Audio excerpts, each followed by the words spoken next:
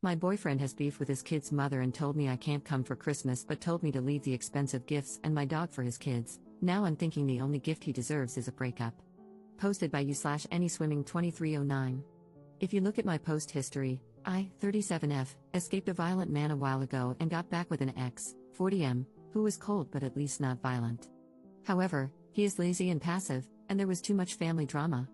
He has 2 kids, 8 and 10. Now, I am back in the drama. He also never told me he loved me, but that is beside the point. His kid's mom has always been awful to me, and he never stands up for me. We broke up when she screamed at me as I came with him to pick up the kids, threw me out, and he didn't say anything. It was literally my first interaction with this woman. There is no history that I know of. I don't recall ever meeting this woman, let's call her Susan, 39F, before I dated Phil, and to my knowledge, I have no mutual friends with her except my hairstylist, who is a nice woman. She honestly freaked me out, coming at me screaming during our first meeting. They have been divorced for 7 years, so it's not like it's new. Anyway, we are back together, and initially, I was invited to his Christmas dinner. I grew up in a cult and have no family since my disabled mother died. He knows this. Now, Susan is insisting that he cannot see the kids at all if I am there, so he asked me to find something else to do on Christmas. While we only recently got back together, we were together for a year before that, but again, no I love you, and I felt more like a friend to him. Sometimes, I wondered if he's gay and I was his beard. He doesn't drive, so he asked me to take him to the mall to shop for gifts. I bought expensive gifts for his kids. He wants me to take him grocery shopping, leave the gifts for his kids, and leave my dog so they can play with her, but then go away until they are gone. A friend kindly invited me over, so we are going to hang out, and now he says I am being dramatic and selfish when I tell him I am just going to get my money back for the gifts. Should I return the gifts or not? Edit. Thank you all for the kind comments, and really, the unkind comments were helpful in showing me what kindness looks like. To answer people's questions, I have only been free from my controlling, narcissistic mother for 4 years, even though we escaped the cult 10 years ago. So I am still really learning to cope. I'm in therapy, but my therapist's focus has been to help me build and maintain relationships with people, so she tends to explain how to see things from the other person's perspective. Her suggestion was that I can leave but also maybe have empathy for Phil's lack of emotional intelligence and grow a thicker skin. I might need a better therapist. I was raised to believe I am worthless and don't deserve kindness. It has taken 3 years of therapy just to have the confidence to make friends and date at all.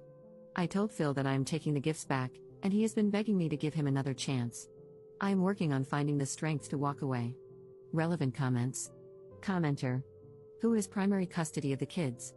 Ops response. Susan has full custody because Phil was involuntarily hospitalized during a manic episode a few years ago, before we met. She painted him as unfit because he's bipolar, and he's afraid to go to court. He also only pays child support erratically. Update 3 days later. I was shocked that everyone said my boyfriend was wrong. I really thought most people would be team baby mama and tell me I'm awful for not cooperating with being asked to leave expensive gifts and my dog for Phil's kids on Christmas, but leave the house, as I was not allowed. Because that's what most of my friends, okay, I have 5 friends, told me. They said relationships require work and compromise, and that Susan and the kids must always come first. They even suggested I help cook dinner for them. Most of my friends are actually my late mom's friends, women over 60. I started therapy when I was cripplingly shy, and to defend my therapist, it's only thanks to her that I stopped sitting alone in my house, totally isolated, and learned to connect with other people. While I appreciate the suggestion to be alone for a while, I have been super isolated most of my life, and dating again was actually huge progress for me that we worked on for months. I told my therapist that Phil crossed a line and that I don't want to save my relationship with him or my friends, I want to improve my self-esteem. Her emphasis has always been on avoiding isolation at all costs and learning to endure other people's imperfections. She agreed that this Christmas incident was really bad. I am still processing all of this. I am surrounded by people who encourage me to be a doormat, and I am still shocked by what others thought. I really believe that Phil and Susan were right, and 48 hours is not enough time to process that maybe my whole worldview is totally messed up. I went to my friend Mary's house and realized that she's maybe my only real friend. She didn't judge me, told me Phil is nuts, and we had a great time with her family. I left my dog with a neighbor since her oldest is nonverbal and can be unsafe with animals. I sent Phil a Venmo request for the money I spent on gas and gifts, and he paid it. Phil threw Susan out at 2 p.m. and begged me to come home. I got my dog back from the neighbor, took out the cheapest gifts, and he made his kids thank me and play with the presents, which felt very awkward as he tried to beg them to engage with me while they were on their phones.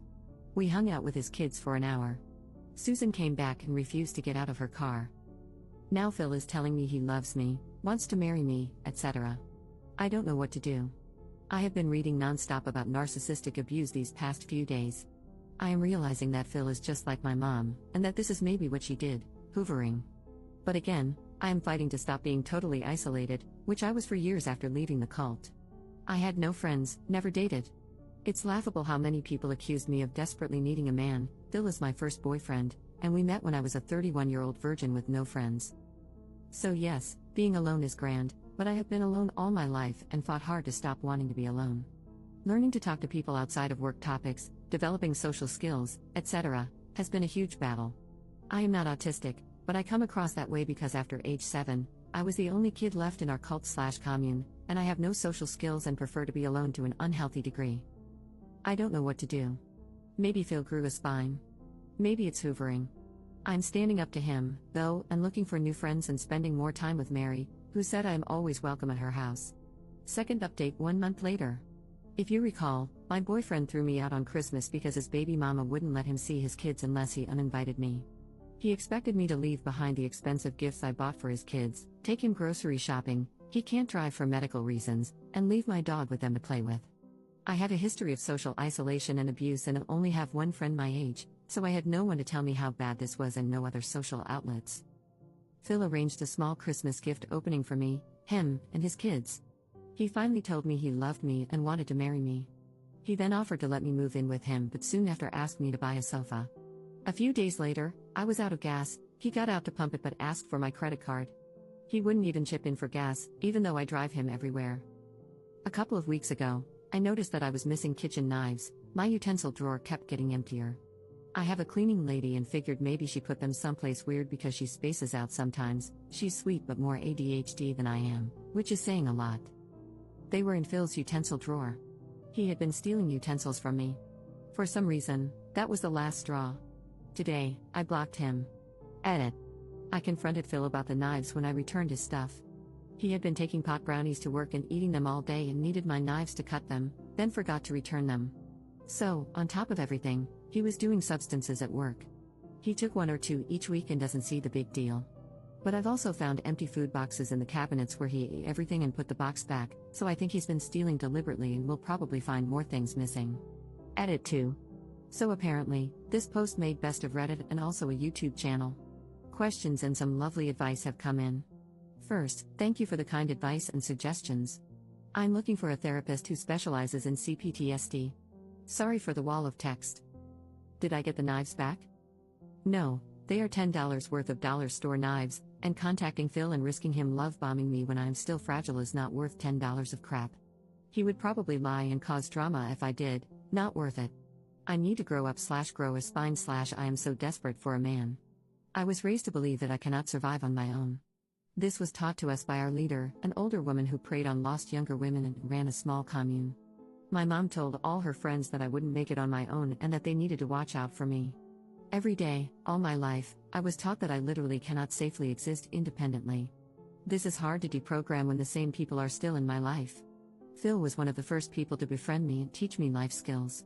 He's not just any man to me but the person who taught me how public transportation works, how to drive, how services like trash pickup work, introduced me to pop culture, and didn't mock me. Therapist competence. One comment on r/best of Redditor updates opened my eyes. My therapist, whom I see twice a month because that is all my insurance covers, has no idea how broken my frame of reference is. I didn't, until Reddit pointed it out. She mostly treats people with BPD and tells me I'm catastrophizing and blowing things out of proportion when I complain that my boyfriend is cold or that a friend criticized my party in front of other people. But when I tell her, word for word, blow by blow, what someone actually did that I labeled as rude or cold, she often responds, that is totally unacceptable. I don't think I have explained to her clearly how bad these people have acted because I didn't realize how bad it was. I thought these were normal problems, so that's how I framed them to her, causing her to think I'm a whiny baby. How broken my frame of reference is. To those harshly judging, I had no exposure to mainstream media and had never been to a movie theater, on the subway, or on a plane until I was 30. People rejected me because I was weird and asked weird questions. So I became very dependent on the few people who first befriended me when I entered the normal world. I really want to thank the people who helped me understand how bad this all is. I don't know exactly where to go from here, but I joined a crochet group, and I'm getting a second dog.